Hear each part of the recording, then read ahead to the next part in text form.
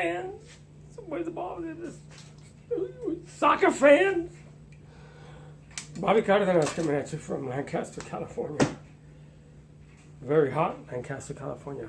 On Tuesday, the 10th, the day of the first semifinal between Belgium and France. Wow. Let's get right to it. France advances 1-0 to the semifinal. To the final on Sunday. Belgium will go to the third place game on Saturday. All in all, it was a good match.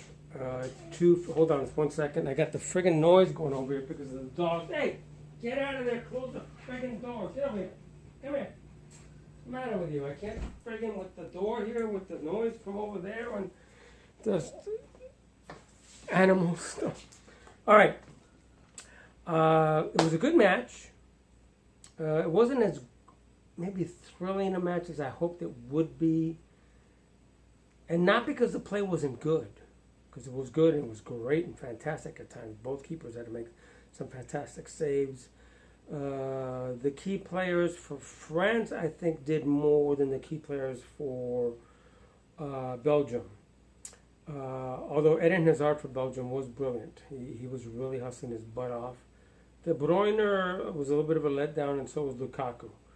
On France's side, Giroud played a very good match, man. He was playing his butt off. Even though he hasn't scored, he allowed Mbappe and Pogba and Griezmann and all these other players to do their... And Pogba, let me tell you something, played defensively very brilliantly, especially on set pieces in the box, doing defensive headers and whatnot.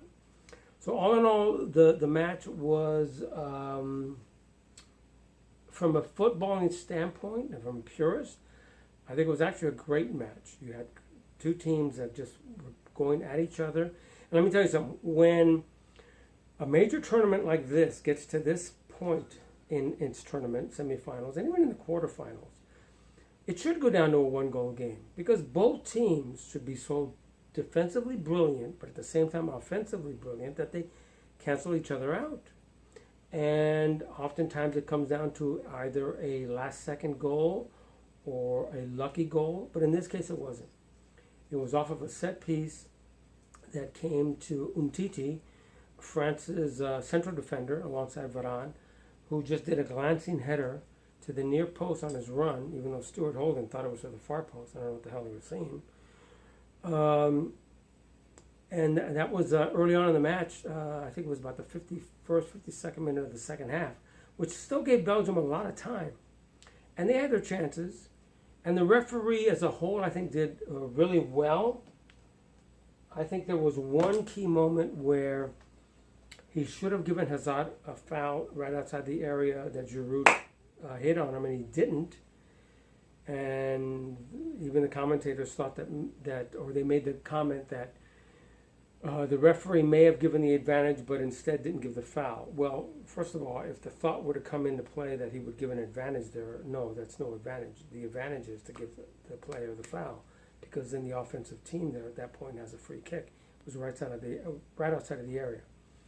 That was a missed call. Everything else wasn't too bad, and he was issuing cautions when he should have. So I applaud him on that. So all in all, it still has to come down to this. You have to score more goals than your opponent, and Belgium obviously didn't. Now, there was a play that occurred with a player named Matuidi for France, where Hazard and he went up for a header, and Hazard's elbow, or forearm actually, caught him in the side of his head, the temple. He went down, and on the replay, when Matuidi tries to get up, his eyes are so friggin' cross-eyed that you know he's out of it. He should never have been let back on the field. The medical team came out for France, looked at him, took him off the field groggily, while he was groggy, and then he came back on the field. But when he came back on the field, you knew he wasn't there. This is why I would tell FIFA to do this. At every major tournament that you have, the World Cup, the Confederations Cup, the UEFA Champions, the Europa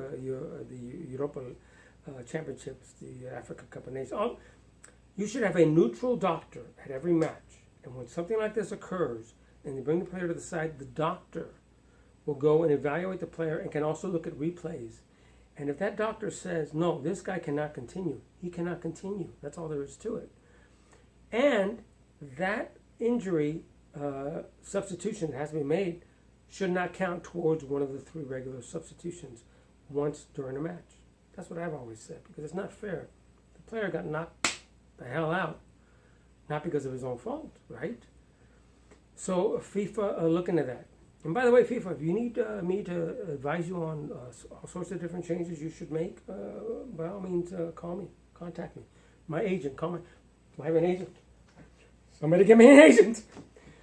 Anyway, that's it. I'll come back. I wanted to talk about a few other things, but I'll do that tomorrow after the second semifinal match, which takes place between Croatia and England. Okay, so I'll see you tomorrow.